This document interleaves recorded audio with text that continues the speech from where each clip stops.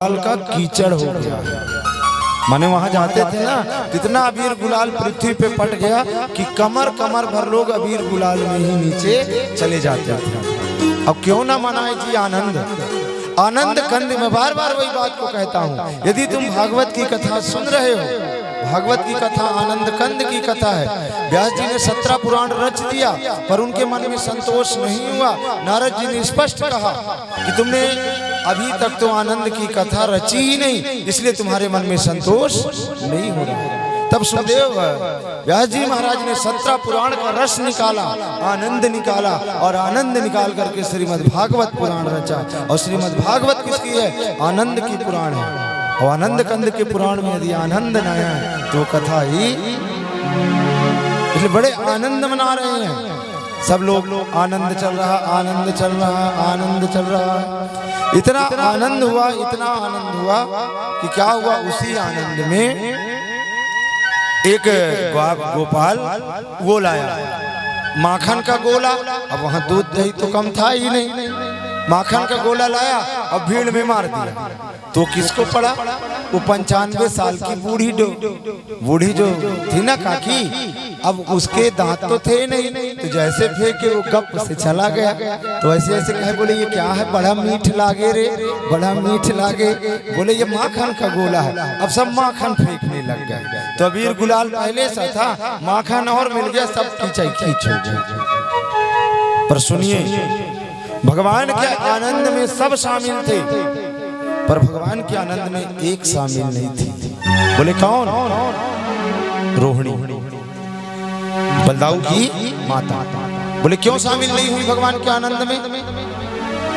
कि रोहिणी चा महाभागा और नंद गोप भिनंदिता, व्यजरथ दिव्यवास स्कंठा भरिभूषिता। देखिए, रोहिणी मैया इसलिए शामिल नहीं हुई उत्सव में क्योंकि रोहिणी मैया के जो पति हैं वासुदेव, वो कहाँ है? कारागार में। और सुन लो, जिसका पति जेल में हो, जिसका पति बीमार हो, ऐसी स्त्रियों को उत्सव में भाग नहीं लेना चाहिए। इसीलिए ये भाग नहीं लिए। तब नंद जी देखे, बोले रोहिणी मैया है कहाँ? तब नंद जी रोहिणी मैया के पास जाते हैं। बोले देवी, ये तो आनंद कंद का जन्म है, ये सांसारिक जीव का जन्म नहीं है, इसलिए आनंद कंद की कथा में आप शामिल होइए। और भगवान के कहने पर आदेश अनुसार रोहिणी मैया भी उसमें शामिल हो गई। तो जैसे भी हो, इस कथा में सभी को शामिल होना, सभी को।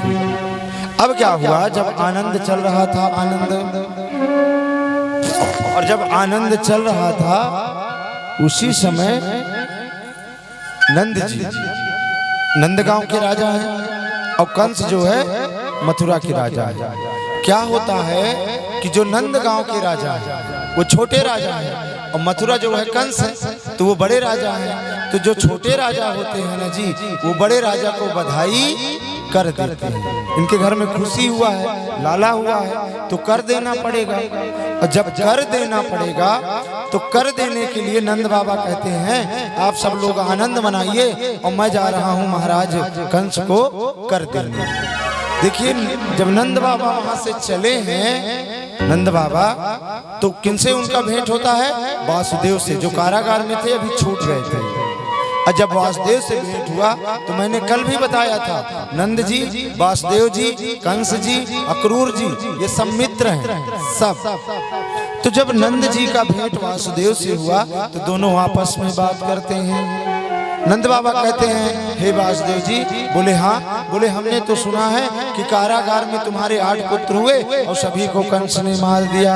अहोत देव की पुत्रा और कंसे न बहवा हता, एका वशिष्ठा बरजा कन्या सापि दिवं गता। जितने पुत्र हुए सभी को महाराज कंस ने मार दिया। हमने तो सुना है, सभी को मार दिया। तभी महाराज वासुदेव कहते हैं, हाँ तुमने ठीक सुना, पर हमने तो ये सुना है कि तुम्हारे घर में भी लाला हुआ है। वासुदेव महाराज कहते हैं, तलनंद जी कहते हैं हाँ हाँ हुआ है हुआ है। अब ये तो नहीं कहते थे ना कि जो वो लाला है मेरा लाला है, इसलिए घुमा के बोल दिए, जो तुम्हारा लाला है ना वो हमारा भी लाला है, जो तुम्हारा लाला है वो हमारा लाला। नंद जी कहते हैं हाँ हाँ हाँ ठीक कहते हो, हम सब का लाला है, हम सब का लाला है, हम सब का लाला। इतना भेंट करके और कहाँ चले गए? महाराज कंस के पास, और महाराज कंस को बधाई दिए और बधाई दे करके वापस आ गए। अब कंस इस बात को जान गया कि मेरा शत्रु जो है जन्म ले लिया है, मेरा शत्रु जन्म ले लिया है। अब कहाँ है, कैसे है? रात में ही आपातकालीन मीटिंग बुला ली। आपातकालीन मीटिंग बैठक लग गई, सारे आ गए, चाड़ूर मुष्टिक बड़े बड़े योद्धा, पूतना अगासुर बकासुर सट्टासुर सब हाजिर। बोले ये बताओ 84 कोष का ब्रजमंडल है, हम कैसे जानेंगे कि आपका शत्रु कहाँ है? मैं कल भी बताया था, कंस जैसा भी था पर स्वविवेकी नहीं था, उसको जैसा कहते थे ना कंस वैसा ही करना शुरू कर देता था। सभी ने कहा भाई कि इतना बड़ा ब्रज है, हम कैसे पहचानेंगे तुम्हारा शत्रु कौन है? तभी चाड़ूर क्या कहता है मालूम है? महाराज कंस मैं एक उपाय बताऊं? बोले हाँ बताओ। बोले ऐसा करो, 1 महीने के भीतर जितने लालाओं का जन्म हुआ है सभी लालाओं को मरवा दो। 1 महीने के भीतर जितने लालाओं का जन्म हुआ है सभी लालाओं को मरवा दो, तो तुम्हारा शत्रु अपने आप मर जाएगा। कंस कहते हैं हाँ हाँ तुम ठीक कहते हो, तुम ठीक कहते हो, तुम ठीक कहते हो।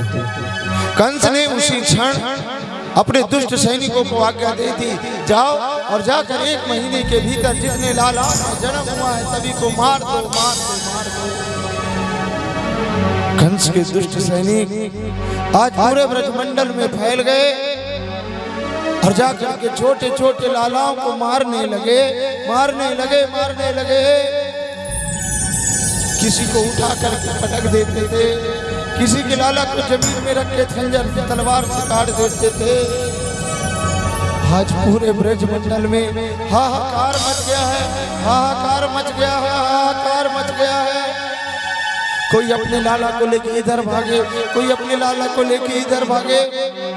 अपने कलेजे के टुकड़े को मैया लोग छुपाए हैं। हे विधाता, हमारे अबोध बालकों ने क्या अपराध किया है जो इतनी बड़ी सजा? हे विधाता, आज माता छाती को पीट पीट कर रो रही है, कुरही की भांति क्रंदन कर रही है। हे विधाता, क्या तुम्हें इतनी भी दया नहीं आ रही है? क्या तुम्हें हमारे बच्चों के ऊपर इतनी भी दया? आज मैया कुरही की भांति क्रंदन कर। एक मैया ना जिसके लाला का जन्म 2 दिन पहले हुआ था, कंस के दुष्ट सैनिक आ गए। वो मैया कहती है मैं अपनी प्राण दे दूंगी पर अपने लाला को नहीं दूंगी, मैं अपने प्राण दे दूंगी पर अपने लाला को नहीं दूंगी। कंस के दुष्ट सैनिकों को दया नहीं आई, पहले तलवार से उस माता के गले को ही खंडित कर दिए। उसके बाद उसके छोटे से लाला को धरती पर रखकर तलवार से बीचों बीच काट दिया। आज ब्रज की माताएं छाती को पीट पीट कर रो रही हैं, कुरही की भांति क्रंदन कर रही है। भगवान, हमारे अबोध बालकों ने, हमारे छोटे बालकों ने किसी का क्या बिगाड़ा है, किसी का क्या बिगाड़ा है। आज माता अपनी लाला को बचाने के लिए क्या कर रही है मालूम है? एक टोकनी लाई, टोकनी में पत्ता रखे, पत्ते और पत्ते रख करके आज अपने कलेजे के टुकड़े को जमुना नदी में बहा रहे हैं कि बच जाए हमारा लाला जमुना नदी में। आज जमुना नदी में पानी नहीं दिख रहा, टोकनी टोकनी टोकनी टोकनी टोकनी टोकनी बह रही, टोकनी बह रही। कितने लालाओं का सौदा। एक माता अपने लाला को लेकर आई, टोकरी में पत्ते रखी और रखकर अपने लाला को बहा, और जैसे बहाई ना तो वो देख रही है कि उस टोकनी में मेरा लाला है, वो देख रही है कि उस टोकनी में मेरा लाला है, वो देख रही है। कुछ दूर वो टोकनी गया, वो मैया देख रही है, वो टोकनी डूब गया, वो टोकनी डूब गया। और कुछ ही क्षण बाद उसके लाला का मरा हुआ शरीर पानी में तैरने लगा, तैरने लगा। आज सारी माताएं रो रही, हे भगवान क्या तुम्हें इतनी भी दया नहीं आ रही? क्या तुम्हें इतनी भी दया? आज ना जाने भगवान कृष्ण के धोखे में ब्रज के लाखों लाखों बालकों ने, ब्रज के लाखों लाखों बालकों को कंस ने मरवा दिया। पर वास्तव में जहाँ भगवान श्री कृष्ण थे ना, वहाँ कोई नहीं जाता था। बोले क्यों? बोले वहाँ तो हजारों लाखों की भीड़ थी, भगवान का आनंद था। सारे सैनिक वापस आ गए। बोले सब जगह मार दिए? बोले हाँ, सिवाय नंद के छोरे को। बोले क्यों? बोले वहाँ लाखों की भीड़ है। तो बोले उसको कैसे करे? तभी एक राक्षसी आई, बोले भैया मैं जाऊंगी। बोले कौन? बोले पूतना। ये बताइए भगवान कृष्ण का अवतार अष्टमी को हुआ है और पूतना मारने आई है चतुर्दशी को, 14 को, 6 दिन में। बताइए 6 दिन के बच्चे का किसी के साथ दुश्मनी हो सकता है क्या? अष्टमी को भगवान का अवतार हुआ है, चतुर्दशी को पूतना भगवान को मारने के लिए आ गया। पूतना कहते किसको हैं? पूतना कहते हैं अविद्या को, बाल घातनी को, जो बच्चों का रक्त पीती है, बच्चों को मारती है, वो है पूतना। कंस बोले भाई तुम तो राक्षसी हो, तुम वहां कैसे जाओगी? बोले भैया क्या बात है, मैं अपने वेश को चेंज कर लूंगी, एक ब्राह्मणी का वेश बना लूंगी और ब्राह्मणी का वेश बना करके चली जाऊंगी। बोले ठीक है। पूतना वहां से चली। ध्यान दीजिएगा, आप कितने बड़े भी राक्षस हो, यदि प्रभु के शरण में जाएंगे तो आपके लिए रास्ता अपने आप बन जाएगा। आप कितने भी बड़े दुष्ट हो, यदि भगवान के शरण में जाओगे तो रास्ता भगवान आपके लिए अपने आप बना देंगे। पूतना जा रही है ना, तो पूतना गई है तो रूप बदल ली है, एक ब्राह्मणी का रूप बनाई, चले जा रहे थे। सभी कोई देखे, बोले देखो तो ये कौन आ रही है, देखो तो। सभी कोई देखने लगे और जब सभी कोई देखे तो उसी भीड़ में एक जन क्या बोल दिया, लगता है ये तो यशोदा की सहेली है। हाँ हाँ ठीक है, तो ये यशोदा की सहेली है, रास्ता दे दो भाई, रास्ता दे दो। और यशोदा की सहेली समझ करके उस पूतना को रास्ता दे दिया। पूतना कहाँ पहुंच गई? महल में। और जब महल में पहुंची उसी समय यशोदा मैया लाला को गोदी में रखकर खिला रही थी। पूतना पहुंची ब्राह्मणी का वेश धारण करके। यशोदा मैया पूछी कौन हो देवी? पूतना भी कहती है मैं एक ब्राह्मणी हूँ, हमने सुना कि तुम्हारे घर में लाला हुआ है, सो तुम्हारे लाला को आशीर्वाद देने के लिए आ गए। यशोदा मैया बोली ठीक है। देखिए यशोदा मैया का कि अपने गोद से लाला को उठाई और उठाकर पूतना की गोद में दे दी कि आप मेरे लाला को आशीर्वाद दीजिए, और मेरे घर तो तुम मेहमान आई हो ना, इसलिए मैं जा रही हूँ तुम्हारे लिए नाश्ता और स्वल्पाहार की व्यवस्था कर। देखिए पूतना कितनी खुश हुई कि कितनी आसानी से मैं मार के चली जाऊंगी। पूतना हंसने लगी। अब पूतना का जीवन भी तो देखिए, भगवान को अपनी गोद में रख लिया। परमेश्वर को, कौन से परमेश्वर हैं मैं बार बार बताता हूँ, जिस परमेश्वर के दर्शन के लिए ऋषि मुनि लोग लाखों लाखों करोड़ों करोड़ों जन्म तपस्या करते हैं, फिर भी दर्शन नहीं पाते। और पूतना आज गोद में भागा। यशोदा मैया चली गई। पूतना क्या की थी, अपने दोनों अस्तर में कालकूट जहर लगा करके आई थी कि बस थोड़ा सा स्तन पान कराऊंगी और ये जहर पिएगा, जहां मर जाएगा तो मैं उठा के यहाँ से भाग जाऊंगा। बोले ठीक है। अब पूतना भगवान को स्तन पान कराने गई है, उसी समय भगवान ने अपनी आंखें बंद कर ली। क्यों बंद कर ली? हमारे विद्वानों ने, भगवान ने अपनी आंखें क्यों बंद की है? भागवत से भी मोटी पुस्तक है, कई लाख कारण बताए हैं, कई लाख, फिर भी हम एक दो कारण आपको बता रहे हैं।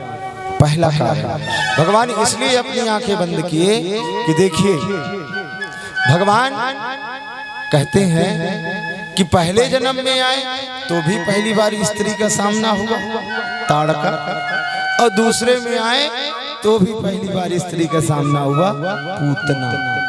तो स्त्रियों का उद्धार हम देख कर नहीं कर सकते, इसलिए भगवान ने अपनी दोनों आंखें। दूसरा कारण, भगवान के आंख में कौन रहते हैं? चंद्रमा और सूरज। चंद्रमा और सूरज कहते हैं, देखो तो कि जिस भगवान का अवतार हुआ है सारा संसार खुशी मना रहा है, आनंद मना रहा है, ऐसी ये दुष्ट राक्षसी भगवान को मारने आई है, इस दुष्ट का हम मुख भी नहीं देखेंगे, इसलिए चंद्रमा सूरज आंखें बंद। तीसरा, भगवान खुद कहते हैं, बताइए, हमारा अवतार हुआ है माखन मिश्री खाने के लिए, और माखन मिश्री अभी मुंह में गया नहीं, और पूतना मौसी जहर लेकर के आ गया। तो सुन लो जी, कोई भी हो, भले अलग बात है कि दूध में जहर है, पर काम तो यशोदा मैया की करने आई है ना, इसलिए भगवान कहे माता का उद्धार हम देख कर नहीं कर सकते, इसलिए भगवान ने अपनी दोनों आंखें बंद कर दी। अब क्या हुआ? पूतना सोची जल्दी से थोड़ा पिला दूं और भाग जाऊं। अब हमारे ठाकुर भी बड़े चतुर, अब पीने लगे, गटक गटक गटक गटक गटक गटक। 1 मिनट हो गया, 2 मिनट हो गया, 5 मिनट हो गया। पूतना सोची ये बालक मर क्यों नहीं रहा, ये बालक मर क्यों नहीं रहा। जब ऐसे पूतना बोली तो भगवान कहते हैं, मौसी। भगवान क्या बोले हैं पूतना को? मौसी। जब पूतना बोली ये बालक मर क्यों नहीं रहा, तब भगवान बोले मौसी। पूतना कहती है, अरे बप्पा, ये 6 दिन का बालक बोलता है। अरे हम बोलते बस नहीं है, बहुत कमाल भी करते हैं। मौसी बोले क्यों? अच्छा ये बताइए, मौसी ही क्यों बोले भगवान? बुआ भी बोल सकते थे, भाभी भी बोल सकते थे, चाची भी बोल सकते थे, मौसी ही क्यों बोले? मौसी का सही मतलब यदि जानना है तुमको, तो मौसी का संधि विच्छेद कर दो। मौसी का संधि विच्छेद का है, माँ धन जैसी बराबर मौसी। सुन लो, संसार में माँ के जैसी यदि कोई हो सकती है तो केवल मौसी ही हो सकती है, बाकी दूसरी कोई नहीं हो सकती। इसीलिए पूतना को मौसी बोले, माँ धन जैसी बराबर मौसी। भगवान जब मौसी बोले तो मौसी माने माता, तो माता को फिर कैसे उद्धार करेंगे? इसलिए भगवान आंखें। जब तक देखिए भगवान पूतना के स्तन पान किए तो क्या हुआ?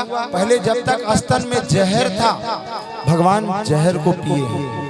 फिर पूतना राक्षसी थी ना, जब जहर खत्म हुआ तो उसके अंदर जो राक्षसी भाव था, तामसी भाव था, उस तामसी भाव को पिए। और जब राक्षसी भाव तामसी भाव दोनों पी लिए तो पूतना का शरीर शुद्ध हो गया, निर्मल हो गया। और जब भगवान को पाना है तो सबसे पहली शर्त है शरीर निर्मल होना चाहिए। अब पूतना का शरीर निर्मल हुआ। अब जैसे निर्मल हुआ ना, तो पूतना पहले दूध पिए, फिर जहर पिए, और उसके बाद उसके अंदर जो राक्षसी भाव था उसको पिए। और पीते पीते भगवान अब पूतना के प्राण को पीने लगे, प्राण को खींचने लगे। और जैसे प्राण को खींचे हैं तो पूतना घबराई, व्याकुल हुई। पूतना घबरा गई ना, प्राण निकलेगा तो घबराएगी तो है। और जैसे पूतना घबराई, जैसे पूतना व्याकुल हुई, पूतना कहती है छोड़ लाला, छोड़ छोड़ छोड़ लाला, छोड़ छोड़ छोड़। पूतना बोली, तब भगवान कहते हैं मौसी सुनो। बोले क्या? बोले हमको पकड़बो आवे, छोड़बो तो आवे ना। मौसी हम पकड़ना जानते हैं, हम छोड़ना तो जानते नहीं है। हम पकड़ना जानते हैं, छोड़ना तो नहीं जानते। भगवान पीते पीते पूतना के प्राण को जब खींचे, संकर्षण करने लगे, पूतना घबराई, पूतना व्याकुल हुई। देखिए हम लोग कहते हैं कि पूतना भगवान को लेके बाहर गई है, नहीं, गांव के बाहर। भगवान पूतना को लेकर गांव के बाहर गए, क्योंकि भगवान जानते थे कि पूतना का शरीर विशाल है। एक विद्वान ने तो यहाँ कहा, इतना तक कहा है कि पूतना के शरीर की लंबाई चौड़ाई 18 किलोमीटर की थी। 18 किलोमीटर की। पूतना को भगवान खुद गोकुल से बाहर लेकर के गए हैं, और जैसे गोकुल से बाहर लेकर के गए हैं, पूतना वास्तविक वेश में आई है। और जैसे वास्तविक वेश में आई है तो भगवान ने पूतना के प्राण को संकर्षित कर दिया, खींच दिया।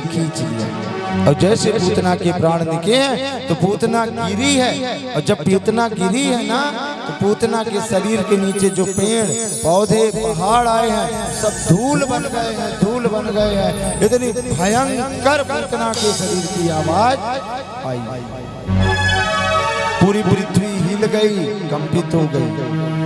नंद बाबा लोग देखे आवाज कहाँ से आई, सब दौड़े गए। और जब दौड़े गए तो देखे विशाल काय राक्षसी मरी पड़ी है, और उस राक्षसी के वक्षस्थल हृदय में हमारे छोटे से कन्हैया खेल रहे हैं। नंद बाबा दौड़े गए और जाकर के भगवान श्री कृष्ण को उतार के ले आए। और जैसे उतार के लाए, इतने में वही 95 बरस की बूढ़ी काकी फिर आ गई लाठी लेके। ए यशोदा, बोले कहा है काकी? बोले लाला को सबको काहे को देवे, काहे दे रही हो तुम सबको लाला को?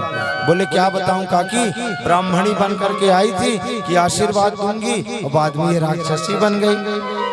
तब वो बूढ़ी काकी कहती है, तेरो लाला ने ना राक्षसी को स्पर्श किया, इसलिए तेरो लाला अशुद्ध हो गया, अशुद्ध। तो अब क्या करें? बोले तेरे लाला को शुद्ध करना पड़ेगा। बोले कैसे? तो एक बाल्टी पानी लाए, उस पानी में इतना सा गौ माता का मूत्र, गोमूत्र मिलाए। सोच लीजिए, भगवान भी अपवित्र हुए हैं तो गोमूत्र से भगवान को स्नान कराएं। बोले अब शुद्ध हो गए? बोले अभी भी शुद्ध नहीं हुए। तो कैसे शुद्ध होंगे? बोले अब गोमूत्र से स्नान, अब गौ माता का जो गोबर है उस गोबर का टीका, फिर भगवान को टीका लगा है। बोले अब सिद्ध हो गए? बोले अभी भी शुद्ध नहीं हुए। तो बोले अब क्या करें? तो यशोदा मैया गौ माता के पूंछ के पास बैठ गई, और जो बूढ़ी काकी है वो गौ माता के पूंछ को पकड़ी और झाड़ा दे रही है, झाड़ा।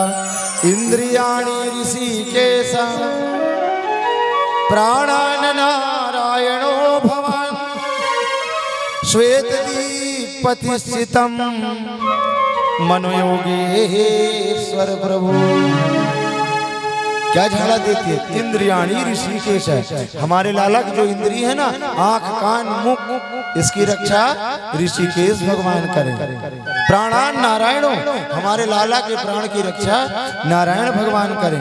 जब हमारा लाला खेले तो उसकी रक्षा गोविंद भगवान करें, और जब हमारा लाला सोए तो उसकी रक्षा माधव भगवान करें। ये झाड़ा दिए। अब देखिए, जब झाड़ा दे रहे थे तो भगवान मुस्कुरा रहे थे। क्यों मुस्कुरा रहे थे? क्योंकि भगवान को भगवान के नाम से ही झाड़ा दे रहे थे। जितना झाड़ा दे रहे हैं भगवान के नाम से ही। तो सुन लीजिए जी, आप बता दें, भगवान बड़े नहीं होते, भगवान बड़े नहीं होते। बड़े कौन होते हैं? भगवान का नाम। ऋषियों ने विचार किया, राम से बड़ा राम का नाम। मंथन किए, विचार किए, अंत में निकला ये परिणाम, राम से बड़ा राम का नाम। भगवान बड़े नहीं है, भगवान का नाम बड़े नहीं है, बड़े हैं। जैसे आजकल तुम लोग सब जानते हो, गोसाई दास ने त्रेता में ही बता दिया था कि तुम्हारी कोई पहचान नहीं होगी, कलयुग में पहचान तुम्हारी आधार कार्ड होगा। आवाज वही कलयुग आया है। लिखा था ना चौपाई शास्त्री जी कि कलयुग केवल और नाम आधारा। तो आधार नाम कार्ड जो है बन करके रेडी हो गया। तुम मत रहो, तुम्हारे आधार कार्ड से सब पता चल जाएगा। तुम्हारे गोसाई जी पहले भी लिख दिए थे। तो नाम की श्रेष्ठता है। राम को ढूंढने जाओगे नहीं मिलेंगे, पर राम के नाम को तुम पकड़ लो।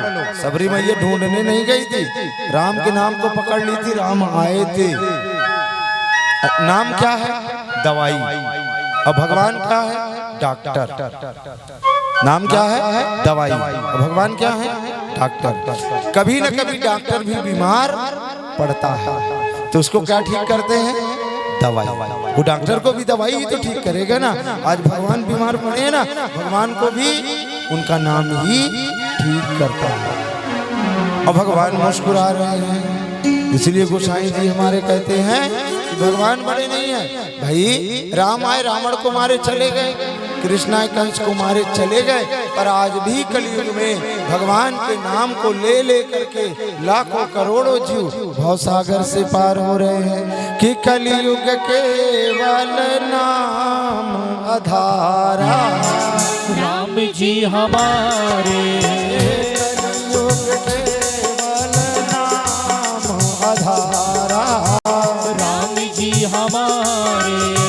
राम जी हमारे, राम जी हमारे, राम जी हमारे। राम जी हमारे। राम जी हमारे, हमारे राम जी हमारे, राम जी हमारे हमारे। श्याम जी हमारे। सुमारे सुमारे नारे उतर ही पारा, राम जी हमारे। सुमारे सुमारे नर उतर ही पारा, राम जी हमारे। आज भी कलयुग में केवल भगवान का नाम आधार है, और आधार लेकर के और जीव रोज लाखों लाखों करोड़ों करोड़ों जीव भवसागर से पार हो रहे हैं, पार हो रहे हैं। और गोसाई जी ने रामायण में खुद लिखा है, और भगवान राम ने भी कहा है अपने मुंह से कि मैं बड़ा नहीं हूं। इसलिए हम कहते हैं संसार के सारे प्रश्नों का उत्तर तुम्हें ढूंढना है ना, तो रामायण को पढ़ लो, संसार के सारे उत्तर तुम्हें मिल जाएंगे। भगवान राम ने चौपाई में अपने मुंह से बोले हैं, बोले क्या? कि कहाँ लगी नाम बड़ाई, राम जी हमारे। राम न सकहि नाम गुण गाई, राम जी हमारे। भगवान खुद कहते हैं कहाँ लगी। मैं यदि कहना भी चाहूं, भगवान राम कहते हैं, तो मैं भी अपने नाम का वर्णन नहीं कर सकता। आज भगवान पवित्र हुए, शुद्ध किए। अब इसके बाद क्या हुआ? सारे गांव वाले, गोकुल गांव वाले लकड़ी लाए, और लकड़ी लाकर पूतना के शरीर पे डाले, और जब डाले तो पूतना के शरीर में अग्नि लगा दी। और जब अग्नि लग गई तो पूतना के जब शरीर से अग्नि लगी ना, तो एक सुगंध निकली। सुगंध सुखदेव बाबा से परीक्षित जी कहते हैं, प्रभु पूतना तो राक्षसी थी, तो पूतना के शरीर से दुर्गंध आना चाहिए, सुगंध क्यों आया? तब सुखदेव बाबा कहते हैं, सुनो परीक्षित जी, जिसको भगवान केवल छू दे, जिसको भगवान केवल स्पर्श कर दे, तो स्पर्श करने से शरीर निर्मल हो जाता है। पूतना के तो भगवान स्तनपान किए हैं, और पूतना का शरीर निर्मल हो गया। और सुन लो, जिसका शरीर निर्मल होता है उसके शरीर से दुर्गंध नहीं आता, उसके शरीर से सुगंध आता है। सुगंध आज पूतना के शरीर से सुगंध आया, भगवान ने पूतना का भी उद्धार कर दिया। अच्छा, ये पूतना थी कौन? ये भी जानिए, पूतना थी कौन? ये जो पूतना थी ना जी, कल हम आपको राजा बलि की कथा सुनाए थे ना, राजा बलि की। तो ये पूतना जो थी पिछले जन्म में राजा बलि की बेटी थी, राजा बलि की बेटी। क्या नाम? रत्नमाला। क्या नाम थी? रत्नमाला।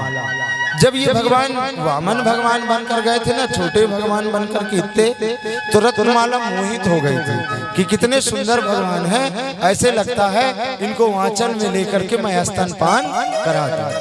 तो भगवान बोले थे तथास्तु। पर वही भगवान जब विराट बने और विराट बनकर के राजा बलि को छले, तब वो रत्नमाला बोली थी ऐसे बच्चे को तो दूध में जहर देकर मार देना चाहिए, तो भी भगवान ने कहा था तथास्तु। और आज वही पूतना और रत्नमाला पूतना बनकर के आई और भगवान ने उसका भी वरदान पूरा किया। बोले बांके बिहारी लाल की जय हो। पूतना लोक बालघनी राक्षसी रुदिनाशना जिंघाशयापि हरये स्तनम दत्वाप सजपित। जो पूतना थी बाल घातनी थी, बच्चों को मारने वाली थी, बच्चों के रक्त को पीने वाली थी, पर सुन लीजिए भगवान के शरण में गई तो आज पूतना को ऐसी मुक्ति मिल गई, ना जाने वो मुक्ति अब यशोदा मैया को मिलेगी कि नहीं मिलेगी। भगवान ने पूतना का उद्धार किया। अब इसके बाद हमारे भगवान थोड़ी और बड़े हुए तो एक राक्षस और आ गया। बोले कौन से? बोले सक्टासुर। और जैसे सक्टासुर आया भगवान ने सक्टासुर का भी उद्धार कर दिया। अब क्या हुआ कि जब जब भगवान का अवतार होता है तब तब भोले बाबा भगवान के दर्शन करने को आते हैं। पार्वती मैया जा रही है, भोले बाबा बोले हम भी जाएंगे। अरे बोले भाई वहाँ बालक है, प्रसूति गृह है, पुरुषों का क्या काम, हम जा रहे हैं ना। भोले बाबा कहे हम जाएंगे। पार्वती मैया बोली नहीं जा सकते आप। भगवान भोले बाबा बोले सुनो देवी, जब जब भगवान का अवतार हुआ है मैं तब तब गया हूँ। पार्वती मैया बोली झूठ क्यों बोलते हो? तो बोले जब राम का अवतार हुआ था तो आप गए थे। बोले हाँ। तब भी पार्वती मैया बोली कि आप झूठ बोलते हो। बोले क्यों? बोले मैं तो वहीं बगल में बैठी थी। पार्वती मैया बोली तो मैं तो नहीं देखी, अब आप कहते हो मैं गए थे। पार्वती मैया बोल रही आप नहीं गए, और भोले बाबा बोल रहे कि मैं गया। अब चल गई इन दोनों में बहस। तब पार्वती मैया बोली कि यदि तुम गए हो तो गवाही बताओ, गवाही बताओ। तब भगवान भोलेनाथ कहते हैं सुनो गवाही कौन? कि काग भूसुंडी और संग हम दो और मनुज रूप जानत नहीं को। बोले मैं काग भूसुंडी को बना लिया था भालू और मैं बन गया था मदारी। अच्छा तो वो भालू वाला आप थे? बोले हाँ। तब पार्वती मैया को ध्यान आ गया, हाँ तब आप गए थे। अब आज भोले बाबा सीधे कहाँ जा रहे हैं? गोकुल, भगवान भोलेनाथ का दर्शन करने। जब भगवान भोलेनाथ दर्शन करने जा रहे हैं तो देखिए भोले बाबा चाहते तो सीधे नंद महल में न चले जाते जहां लाला हुआ है और सीधा यशोदा मैया के पास, पर नहीं। भोले बाबा जानते थे कि लाला केवल यशोदा के नहीं है, लाला केवल नंद के नहीं है, लाला तो पूरे ब्रज के हैं, पूरे संसार के हैं। इसलिए बधाई के हकदार केवल यशोदा और नंद नहीं है, पूरे ब्रजवासी हैं, पूरे ब्रजवासी। जैसे हम कहते हैं बधाई हो ना, तो भोले बाबा अपने भाषा में बधाई देते हैं। जब भोले बाबा गोकुल पहुंचे हैं तो जो पहला घर था उसका दरवाजा खोले हैं और बोले अलग निरंजन। क्या बोले? अलग निरंजन। जैसे हम कहते हैं बधाई हो, वैसे भोले बाबा कहते हैं अलग निरंजन। आज सब घर में भोले बाबा जा रहे हैं, दरवाजा खोल रहे हैं, अलग निरंजन, अलग निरंजन। किस बात की अलग निरंजन? बोले नंद का लाला हुआ है सो तुम्हें बधाई दे रहे हैं। अलग निरंजन, अलग निरंजन, अलग निरंजन, अलग निरंजन, अलग निरंजन, अलग निरंजन। और अलग निरंजन डमरू बजाओ कान्हा धारस पर चले आवे। और अलग निरंजन डमरू बजाओ कान्हा धारस पर चले आवे। त्रिलोकी त्रिताल मनाचे, त्रिलोकी त्रिताल मनाचे, देख कान्हा मुझे मुझे हासे। और अलग निरंजन डमरू बजाओ कान्हा धारस पर चले आवे। और अलग निरंजन डमरू बजाओ कान्हा धारस पर चले आवे। अलग निरंजन, अलग निरंजन, अलग निरंजन, हर हर हर हर। अलग निरंजन, अलग निरंजन, अलग निरंजन।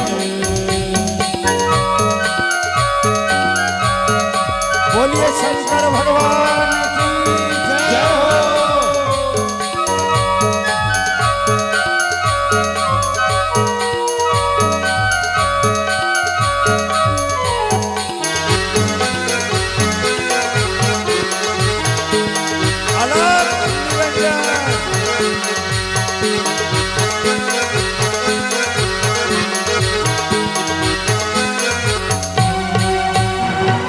गले में शेष नाग लपटाए माथे में साजे चंदा भैया माथे में साजे चंदा गले में शेष नाग लपटाए माथे में साजे चंदा भैया माथे में सोहे चंदा हर हर हर महादेव कहाय जटा विराजे गंगा भैया जटा विराजे गंगा हर हर हर महादेव कहाय जटा विराजे गंगा भैया जटा विराजे गंगा त्रिलोकी त्रिताल मनाचे मनाचे देख कान्हा मूछ मूछ हासे मोरे अलग निरंजन डमरू बजावत कान्हा दारस भर चले आवे मोरे अलग निरंजन डमरू बजावत कान्हा दारस भर चले आवे अलग निरंजन अलग निरंजन अलग निरंजन अलग निरंजन अलग निरंजन अलग निरंजन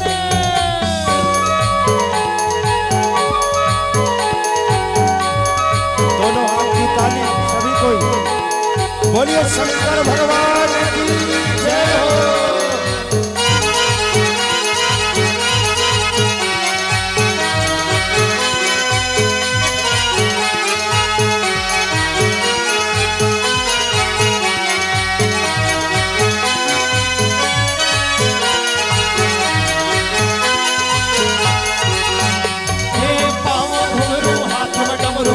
कमर मृग छाला भैया कसे कमर मृग छाला पाव में घुंघरू हाथ में डमरू कसे कमर मृग छाला भैया कसे कमर मृग छाला नंदी भृंगी भैरव के संग नाचे शिव मत वाला भैया नाचे शिव मत वाला नंदी भृंगी भैरव के संग नाचे शिव मत वाला भैया नाचे शिव मत वाला अघड़दानी धुनी रमा के अघड़दानी धुनी रमा के सुमार सुमार जैसे गावे मोरे अलग निरंजन डमरू बजावत कान्हा दारस भर चले आवे मोरे अलग निरंजन डमरू बजावत कान्हा दारस भर चले आवे अलग निरंजन अलग निरंजन अलग निरंजन हर हर हर हर अलग निरंजन अलग निरंजन अलग निरंजन बोलो शंकर भगवान की जय हो।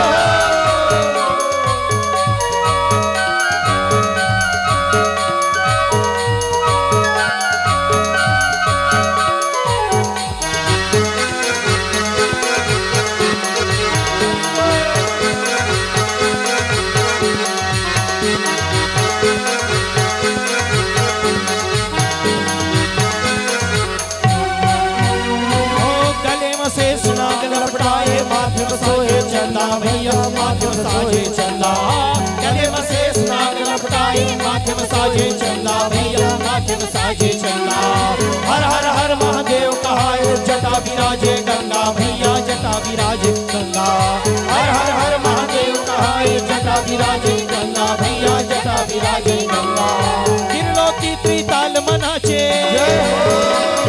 त्रिलोकी त्रिताल मनाचे देख कान्हा मूछ मूछ हासे और अलग निरंजन डमरू बजावत कान्हा दारस भर चले आवे और अलग निरंजन डमरू बजावत कान्हा दारस भर चले आवे और अलग निरंजन डमरू बजावत कान्हा दारस भर चले आवे और अलग निरंजन डमरू बजावत कान्हा दारस भर चले आवे और अलग निरंजन डमरू बजावत कान्हा दारस भर चले आवे और अलग निरंजन डमरू बजावत कान्हा दारस भर चले आवे। अरे पाँव में घुंघरू हाथ में डमरू कसे कमर मृग छाला भैया कसे कमर मृग छाला भगवान भोलेनाथ पाँव में घुंघरू हाथ में दमा के दरस के लिए आ गए और घूमते घूमते घूमते घूमते कहाँ पहुंच गए नंद के महल में। और जैसे नंद के महल में पहुंचे तो यशोदा मैया देखी तो लगे कोई बाबा आया है, सीधा इधर अपना जो भी है आटा चावल जोड़ी और लेकर के पहुंच गई। बोले ले तब भोले बाबा कहते हैं सुनो देवी हम ये सीधा वाले बाबा नहीं है कि हम सीधा लेने आए हैं तुम्हारे बारे। तो कौन से बाबा? बोले सुनो देवी हम कैलाश पर्वत पर तपस्या कर रहे थे, हमारे गुरु महाराज की आज्ञा है तो हम आपके लाला का दर्शन करने के लिए आए हैं, हमें कुछ मत दीजिए, बस अपने लाला का दर्शन करवा दीजिए, हम आपके लाला का दर्शन करके चले जाएंगे। यशोदा मैया बोली ओए बाबा पागल हो गए हो क्या? बोले क्यों? बोले इतना सांप इतना बिच्छू तनिक ईद कर देना तो सब गड़बड़ हो जाएगा। मैं अपने लाला का दर्शन करवाने वाली नहीं हूँ। सुन लो बाबा, सोना कहो तो दे सकती हूँ, चांदी रथ पालकी हाथी घोड़ा सब दान कर सकते, पर लाला का दर्शन नहीं कर पाऊंगा। अब भगवान बोले बोले बाबा बोले सुनो देवी, हमें कुछ नहीं चाहिए, न सोना न चांदी न रथ न पालकी न हाथी न घोड़ा, हमें केवल और केवल भगवान का दर्शन चाहिए बस। देखिए भोले बाबा दर्शन में अड़ गए हैं और माता कहती है चाहे कछु हो जाए मैं दर्शन नहीं कराऊंगा। अब दोनों में बात फंस गया। अंत में भगवान भोले बाबा को बताना पड़ा, हे देवी ये जो तुम्हारा लाला है ना ये साधारण समझ रही हो, ये साधारण नहीं है, ये तो असाधारण है, असाधारण। बोले कैसे? बोले देवी तुम्हारा जो ये लाला है ये हजारों मुख वाले शेष पर सोता है, ये तो एक मुख वाला सांप है। भोले बाबा बताए भी हैं। तब यशोदा मैया कहती है ओए बाबा भांग धतूरा खाए हो का? मेरा लाला तो फोटो में भी सांप देख लेना, फोटो में तो आकर मेरी गोदी में चढ़ जाता है, वो कोई दूसरा होगा, मेरा लाला नहीं है। अब बड़ी समस्या है। भगवान बोले इतनी आसरा से आए हम दर्शन करने और उधर ठाकुर जी मुस्कुरा रहे हैं, कछु बोल नहीं रहे, परीक्षा ले रहे हैं। अब क्या करें? यशोदा मैया अड़ गई कि हम दर्शन नहीं कराएंगे और भोले बाबा अड़े हैं कि हम बिना दर्शन के जाएंगे। अंत में भोले बाबा क्या कहते हैं? ए देवी सुनो। बोले क्या? बोले हम जोगी हैं तो क्या करें? बोले तुम जोगी हट नहीं जानती हो।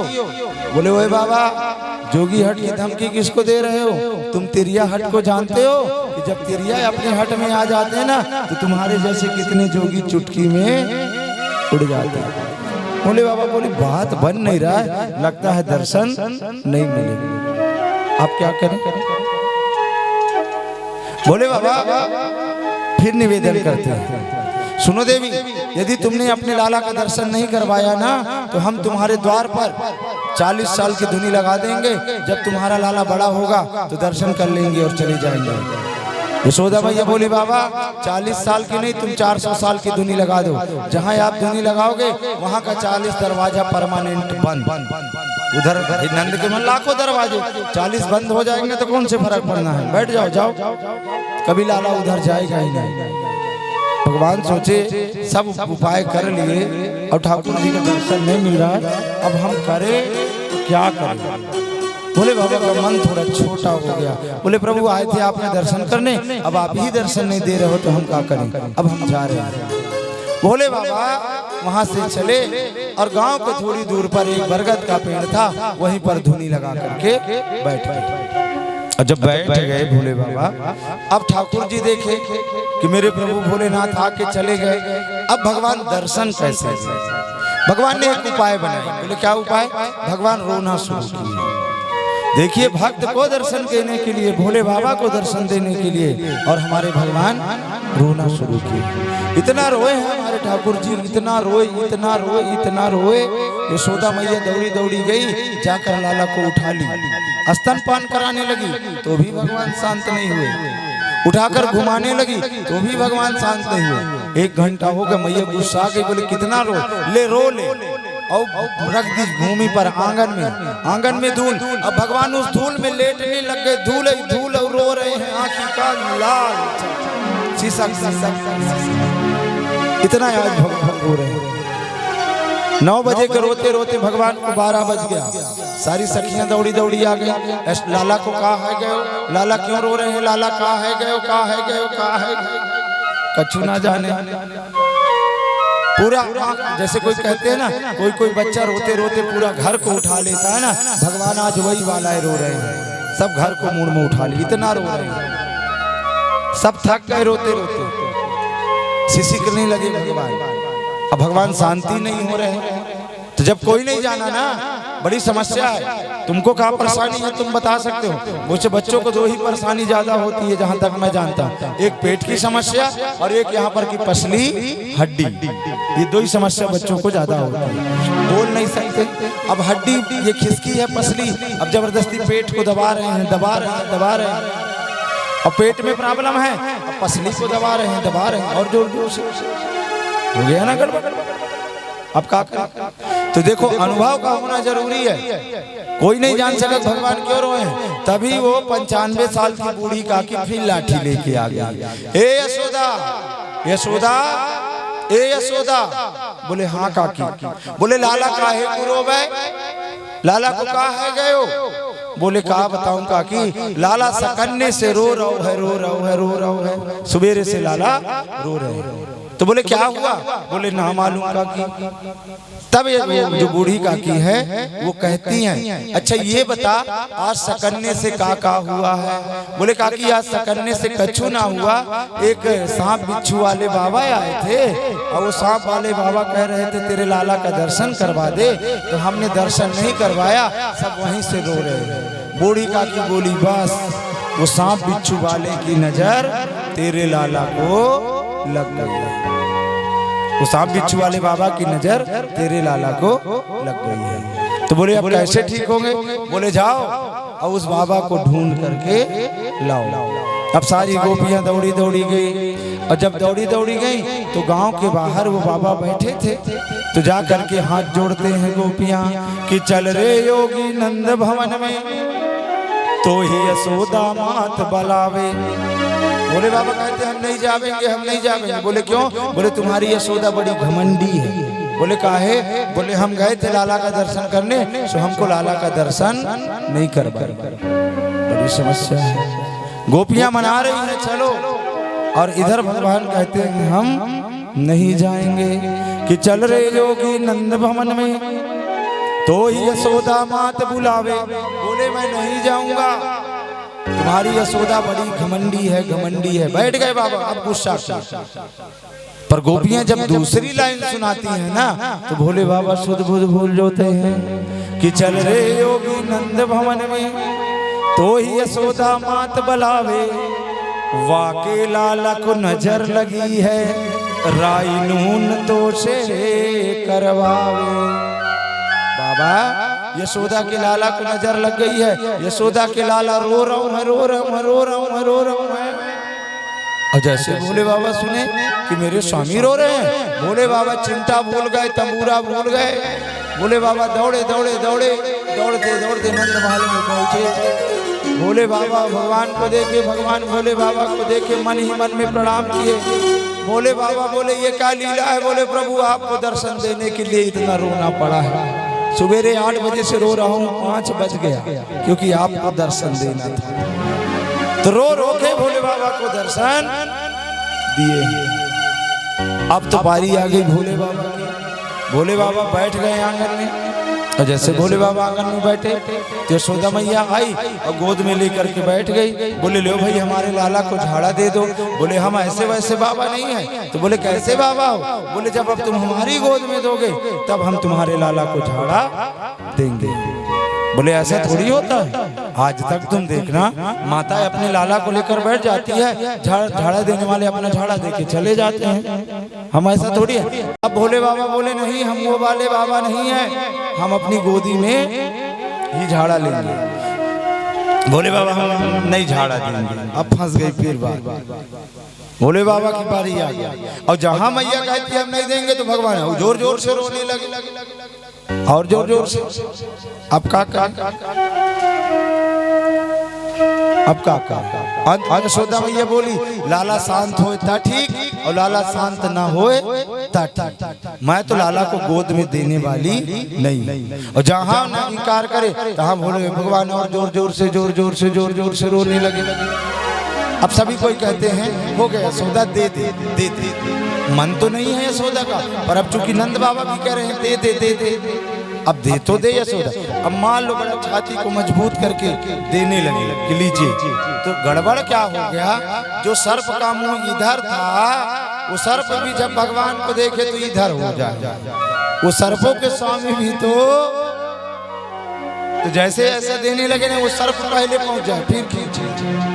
भाई वो सर्पों के स्वामी भी तो वही है, वो भी तो दर्शन के लिए लालायित है। मन भी है तो सांप को देख के अब नहीं दे रही है। अब क्या करें? यशोदा मैया कहती बाबा ये सांप बिच्छू को उतार के रख दो ना। बोले देवी सुन लो, अभी गले में है तो मेरे कंट्रोल में है, और कहीं मैं उतार दूं तो सबसे तुम्हारे ही पीछे भगेंगे। बोले क्यों? क्योंकि लाला को तुम धरे हो और दर्शन करने के लिए तुम जहां जहां जाओगे तुम्हारे पीछे पीछे ये जाएंगे। अब क्या करें? बहुत समय हो गया, अब यशोदा मैया को सहन नहीं हुआ।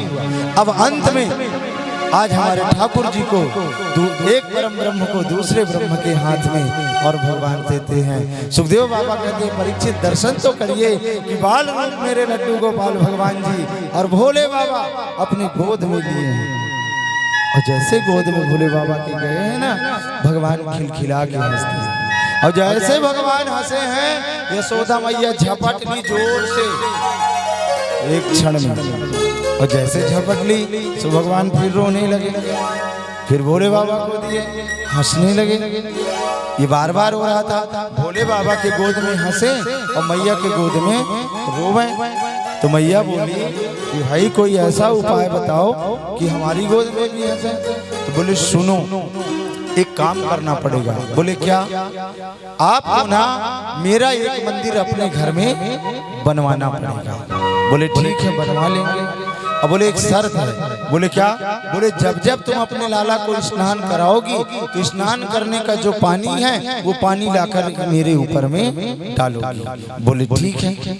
जो आज भी नंद महल में गए होंगे, देखे होंगे वृंदावन में नंद महल में, तो देखे होंगे कि यहाँ पर झूला है और झूला में ठाकुर जी नहाते हैं, स्नान करते हैं। उसी के बगल से एक पतली नली ऐसे गई है, नली, और वो नली जाकर के ऐसे नीचे गिरती है। वहीं पर भगवान नंदेश्वर महादेव, क्या नाम से है? नंदेश्वर महादेव। बोलिए नंदेश्वर महादेव की जय हो। वो पानी जाकर के भोले बाबा के ऊपर गिरता है। आज भी जो गए होंगे तो देखिए। अब सब कोई कहते हैं कि रह रे योगी नंद भवन में और ब्रज में वासा की जाओ, और जब जब मेरो लाला रोवे तब तब दर्शन दी जाओ। अब भोले बाबा बैठे हैं, हमारे ठाकुर जी खेलते हैं, कहीं भोले बाबा के ऊपर चढ़ते हैं, कहीं पकड़ लेते हैं, कहीं कुछ। अब भोले बाबा के ऊपर चढ़ रहे हैं, खेल रहे हैं। अब इस प्रकार हमारे भोले बाबा का नाम नंदेश्वर महादेव पड़ गया। एक चीज ध्यान रखना जी, आप सब भगवान भोलेनाथ का मंदिर बनवाते हैं सब, पर क्या मंदिर पूरा होता है? यदि आपने शंकर भगवान का मंदिर बनवाया और उस मंदिर का नामकरण नहीं किया तो वो मंदिर कभी भी पूरा नहीं होगा। भाई तुम्हारा नाम बोधराम है, मेरा नाम संजू महाराज है, कैसे जानेंगे? नाम से जानेंगे। इसलिए जब भी मंदिर बनवाओ तो उस मंदिर का नाम जरूर लिखवाओ। जैसे नेम प्लेट तुम रखवाते हो ना, गोरेलाल राठौर लाइन में, ऐसे रहता है ना बोधराम जी शास्त्री। तो जब तक यदि नामकरण नहीं करोगे तब तक मंदिर कभी भी पूरा नहीं होगा। तो बोले मंदिर पूरा कैसे होगा? नामकरण कैसे करोगे? तो मैं तुमको नुकसान बता देता हूँ, सुन लो। तुम भगवान मान जाओ ना, भगवान जानते थे यदि यशोदा मैया मेरे को भगवान समझ लेगी तो क्या करेगी? एक सौ अलमारी में खिड़की में रख देगी, बैठ जा, अब आज से तेरी पूजा हो। अब क्या पूजा करेंगे? कोई माखन मिश्री, रोज दिन मिश्री को रखेंगे, लो खाओ खाओ, नहीं तो खिलाएंगे माखन मिश्री खाओ, इतना सारा रोज मीठा, रोज मीठा। एकादशी हो गया तो लड्डू पेड़ मांगता है। अब भगवान को तो मिश्री, भगवान को तो मिश्री, इसलिए भगवान बनने में फायदा नहीं है। और दूसरी बात और सुन लो, मान लो तुमको 5 ना समझो गुड़ की चीला, ये वृंदावन की लीला, ना समझो गुड़ की चीला, खोआ में में ऋषि मुनि गए सब हार, जपे जा राधे राधे वृंदावन धाम अपार, जपे जा राधे राधे। देखिए कल हम अयोध्या गए थे ना, सब कुछ अयोध्या गए थे कि नहीं? जोर से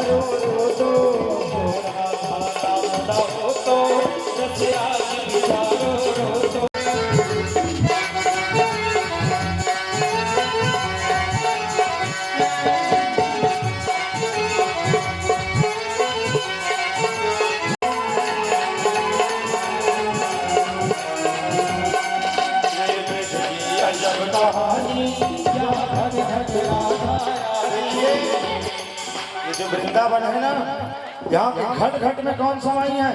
राधा। हे ब्रज की अजब कहानी,